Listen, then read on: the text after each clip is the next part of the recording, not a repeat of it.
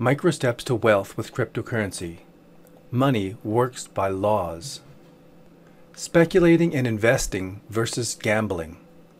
It is important to make the distinction between speculating and gambling. Our focus in this course is to stay away from the gambling mindset. And I'll explain more about that later, but this course starts off with the long-term, careful and considered mindset of an investor. All of us are emotionally connected to money because it is part of survival, security, comfort, and freedom. When you have lots of money, everything's a lot easier. When you don't have money, not only are circumstances more difficult, but you may begin to even doubt yourself.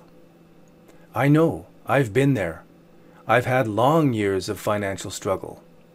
And at the base of it, I put this course together as my own university so that I would become successful with money, and especially so that I would become a better trader as fast as possible. Money works by laws. The Earth and the cosmos work on exact principles. The effects of gravity are so stable that we can land a satellite on an asteroid that's going around the sun. We can do incredible things with science because the laws of nature are that precise. And the laws of money are that precise and reliable too. You will now have some of that precise knowledge in your hands.